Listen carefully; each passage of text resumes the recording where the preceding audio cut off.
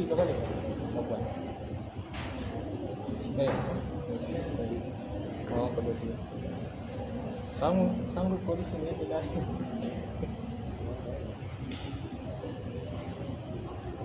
Semalam dia orang isi sempat jam mandi lagi. Jadi sambung ke isi. Ya. Situ ada.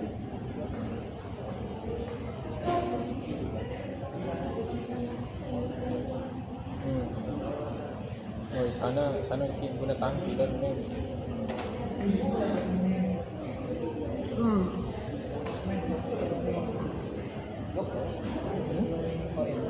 Dah aku ni.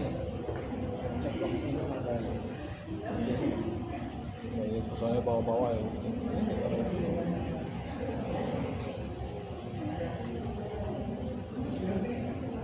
Aku sudah isi ya, bagi awal-awal. Ni ada apa-apa di situ ya.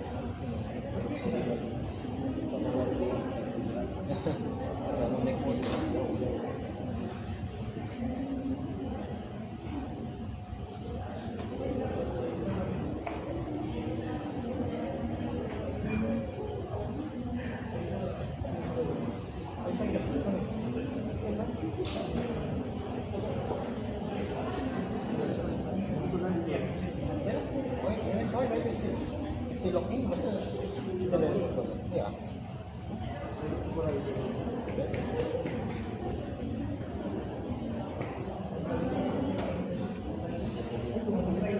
Nah, connected tapi tadi okey, you miss wifi. Kalau aku login pasti dia tak boleh ni. Tak boleh. Problemnya sekarang. Ya.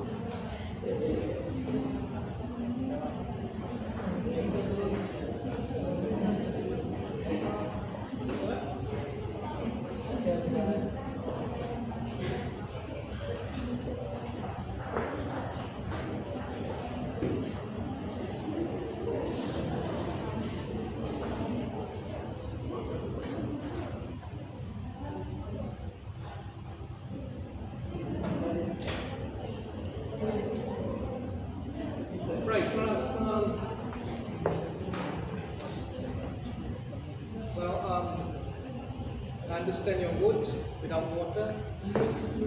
So I before I forgot, we have one more tutorial problems to discuss here. But I guess I will just discuss the first two questions. The third one, if you can think about it yourself, right?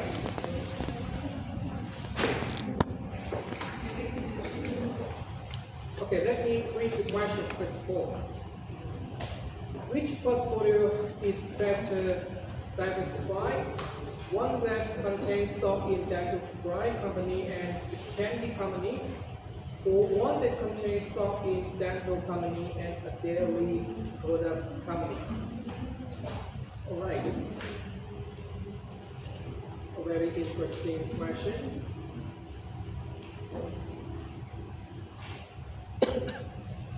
Okay, right here. We solve the problem. The focus here is which portfolio is better diversified. I highlight this, better diversified. Here we have two options, portfolio 1 and the other one. Maybe we can name it portfolio 1 or 2, okay? Let's put it here, portfolio 1, and we have portfolio 2.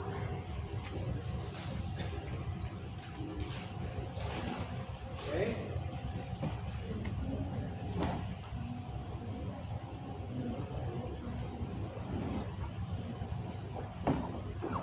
Right. So what do we have inside portfolio 1 is the stock from two different companies. Namely, we have the dental, okay, dental company.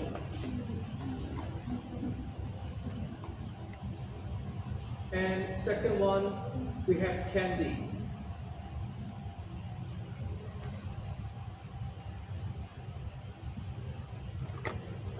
Okay. Shares.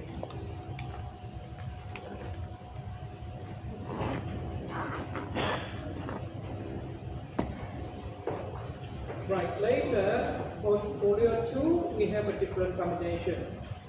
I guess we also have dental company here. For one, that contains stock. Yes. For the second portfolio, we also have the dental company shares.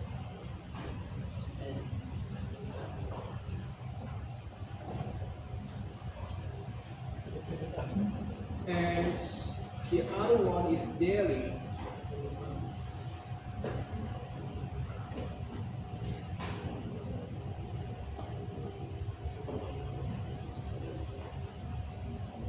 Okay.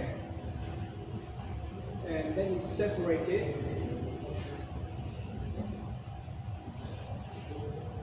Now we have two portfolios, 1 and 2. The question asks you, first of all, which portfolio is better diversified? The first one or the second one? What is your guess? This one is better diversified or this one? This one. The first one, title. Why? Just give me a reason.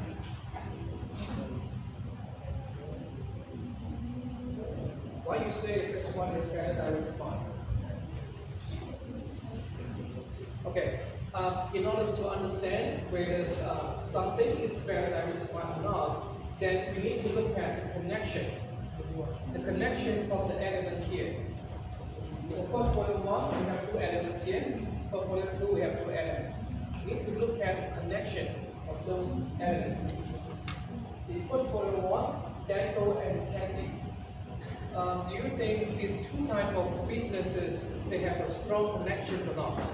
Yes. Yes, why? If you eat candy, you need to check your teeth. Right. The more candy you eat, the higher the tendencies to break your teeth. And the more frequency you will go to dentist. Right? There is a strong, we call this, in statistics, what do you call it? Correlation. Correlation. Right? Correlation. Maybe I can put this one as a strong correlation. Okay, strong correlation. Right.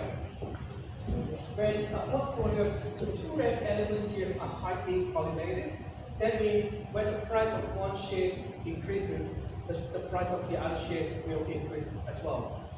Right? That's strong because they have a strong correlation. In that situation, do you think, what is your conclusion? Are they better diversified or not that better? This one. Okay, before you conclude, let's look at the second one. Okay, second one. Daniels and dairy. Dairy, for example, what is the product of dairy? Milk, cheese. Right? Like cow milk. Are they highly correlated? Not. Not strong. Yes, Yes. but not Weak, strong. weak correlation. Calcium. Then dairies like milk provide calcium. Calcium will improve your teeth. Okay. In that situation, are they highly correlated? Weak. The more, okay, let's talk about demand. You demand than this because you need to make sure your teeth are healthy, right?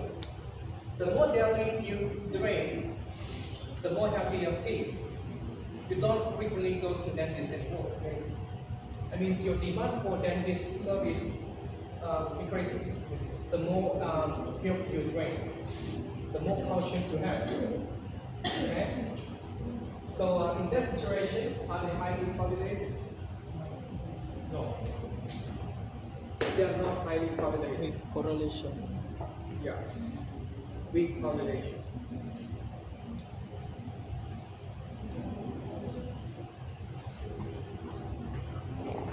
Now, it's getting easier for us to conclude which portfolio is very diversified. A portfolio that is very diversified should have elements that are weakly correlated. Okay? The first one is strongly correlated. That's why this one is not better diversified. The second is, okay? The second one is, I can give you another example like gold and silver. Gold and silver. These two commodities, the price usually go for the same direction.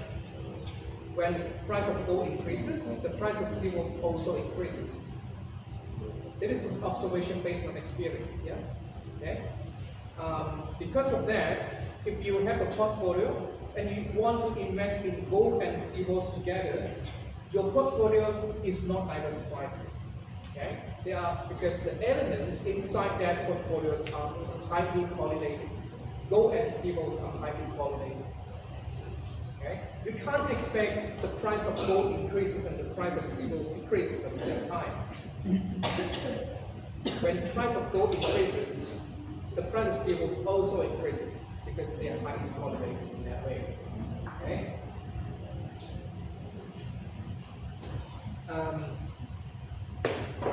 Now, what's the solution here? Which portfolio is better diversified? So your conclusion is portfolio number 2, right? And your answers should provide explanations about strong correlation or weak correlation. Correlations can also be in the opposite way, like one go down, one go up, one go down. That can also be correlation. You should understand the concept of statistical concept of correlation, which measures the linear relationship between two elements, the strength of linear relationship. Right? This is solution for questions of problem number 1. Problem number 2, what is this? Let's see, let me copy this one to the whiteboard.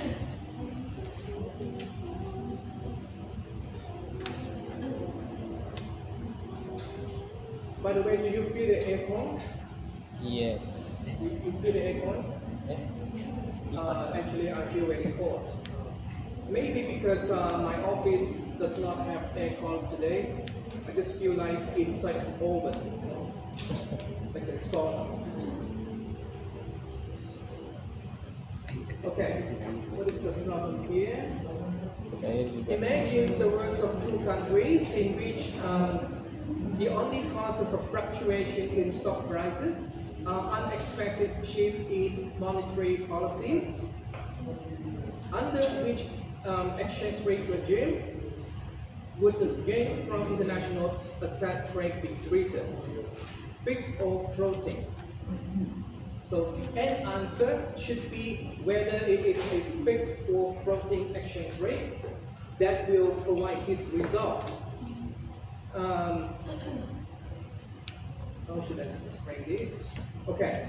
Now, first of all, things that you need to recognize is the monetary policy. Okay. Do you remember some monetary policy? It can be expansion, it can be contraction. Monetary expansion involves, for example, the central bank reduce interest rate in order to increase money demand. Money demand means people going to the bank to withdraw their deposit in order to spend on goods and services. That is money demand. Okay? When the central bank increase interest rate, on the other hand, that will generate an opposite result, meaning the money demand decreases, because when the central bank increases interest rate, people will want to put their money inside the bank account. They don't want to use it, because the higher the interest rate, the higher the return, right? Now, in this problem, I'm gonna use monetary expansion. Monetary expansion means the central bank will reduce interest rate in order to encourage the people, the population, to use money. Money demand increases. Okay?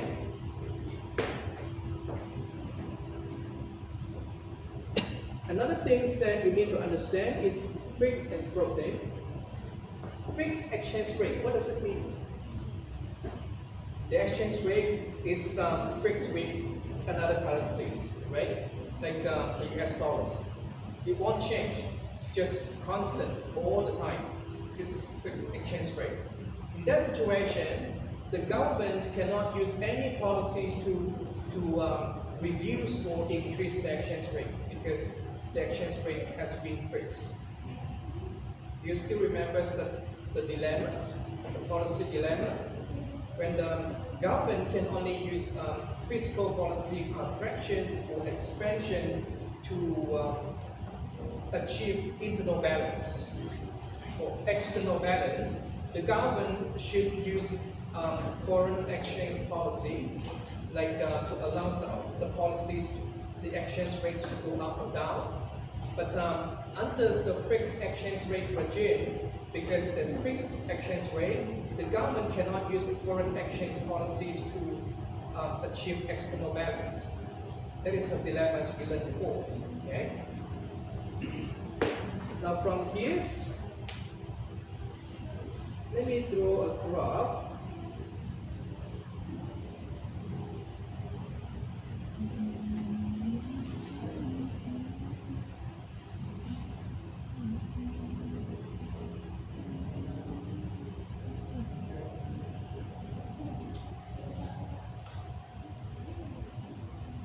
Okay, here's the vertical axis. I put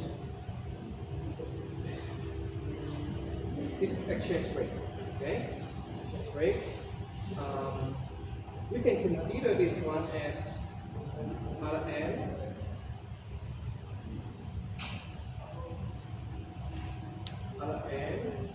and this is US dollar. Okay. And then here's I put output unit.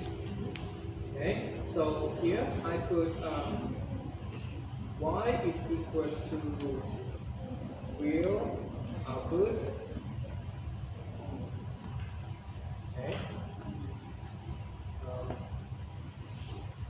here, exchange rate. This is just the nominal exchange rate. Right? We call it nominal exchange rate.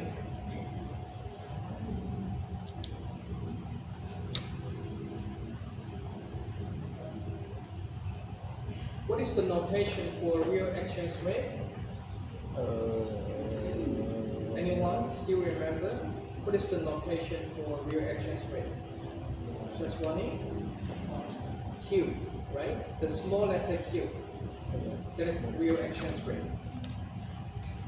Do you still remember the formula for nominal exchange rate? Exchange rate time.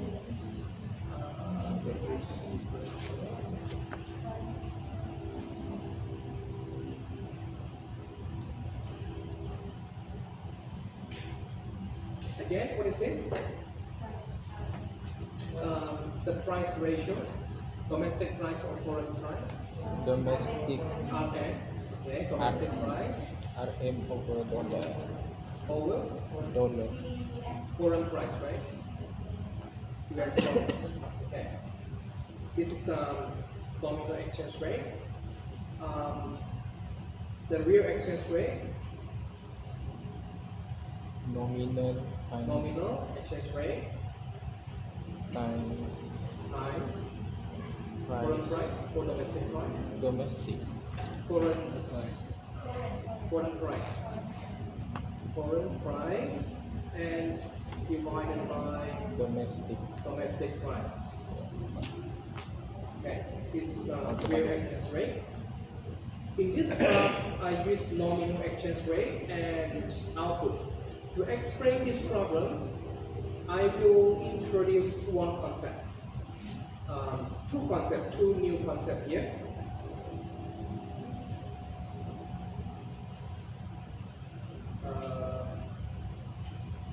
Okay, this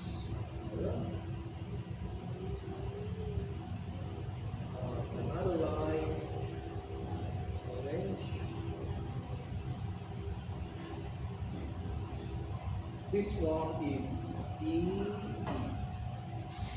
and this one is AA. What is DD and AA? This is something we didn't discuss during the lecture notes, during the lecture. I only introduced these two concepts just to explain this problem. Okay.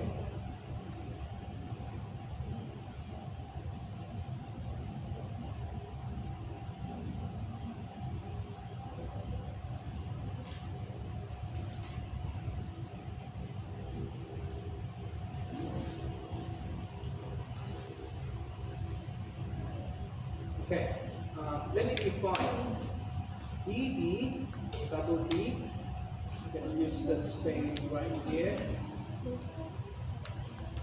because we're not going to use the real exchange rate, so I'll remove the formula for real exchange rate. I'll use this space to define DD, double D schedules. This is for output, market equilibrium schedule. Okay. Output market equilibrium schedule. It means the orange line for every point on this orange line. For every point on this line, it means the combinations of exchange rate and output that will keep the output market in equilibrium. Outside the orange line means disequilibrium. Inside the orange line means the output market is in equilibrium. Right? And then the next one, double A, this is Z market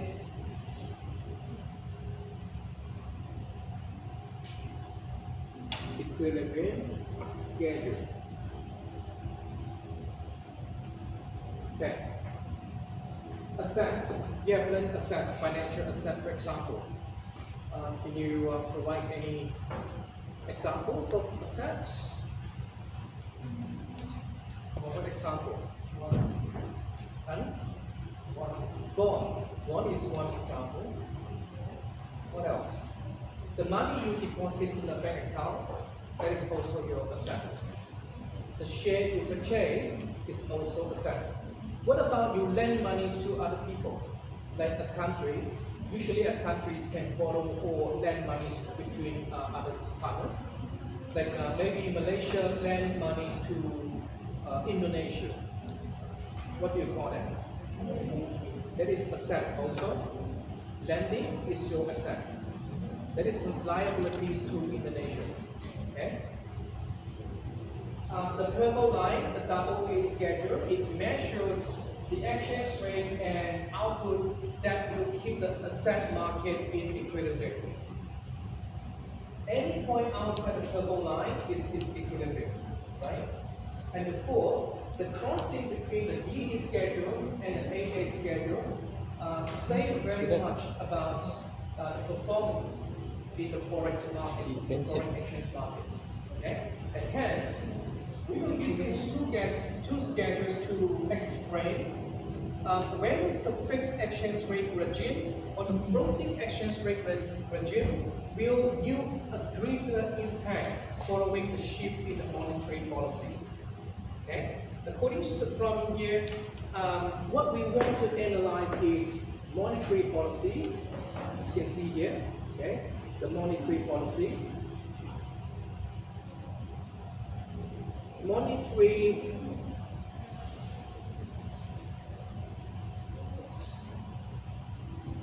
here, expansion. We use an example of expansion. Expansion. So monetary expansion, just now I mentioned, it can be a decrease in interest rate. Let's use that.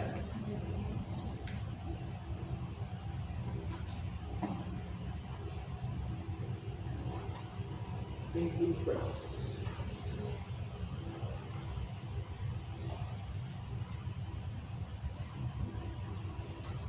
Okay.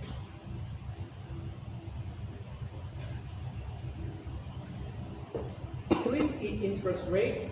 What is the consequence when interest rate decreases? Money demand increases.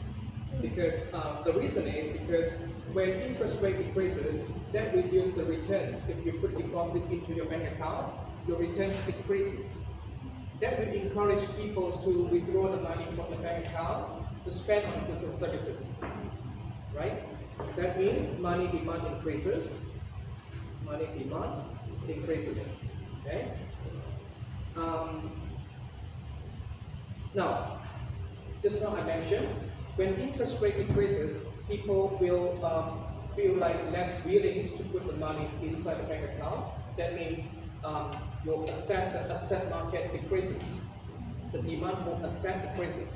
Because if you put your money into a bank account, that becomes an asset to you, right? And that is also the asset in the asset market. If you withdraw your money from the bank account, your demand for asset decreases. Which schedules measures the asset? AA or DD? The AA schedules, right? When the demand for asset decreases, which way do you think the AA schedules will shift? Shift to the left or right? If we shift to the right, left side, right? Okay, let me shift it to the left side. Right here. Yes, we have put a null here and also here, double A is 1. This is a shift to the left side. You can put here, this equilibrium point. This is a new one.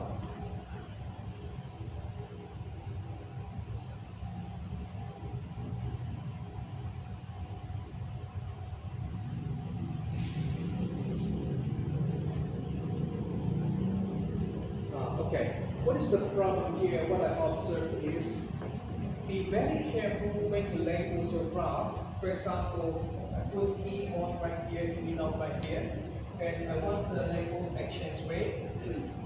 It seems to be the same label right here, which is not good. Okay? In this case, it's not the label respond very carefully. Maybe I should write this one in a more intensive way. E and dollars is 0. Is E. Other hand is dollar. Is 1. Okay. And rather than putting this one as capital E, because this will like crash with the label for exchange rate, I will use the small letter. A small letter is better in this case. E naught, E1. Okay, it's better. Now, the exchange rate decreases. What is the conclusion? The exchange rate decreases in value. That means appreciation or depreciation? Appreciation. Depreciation or appreciation? Depreciation. Appreciation. That means Malaysian ringgit becomes stronger against US dollars. Yeah. Okay. Right.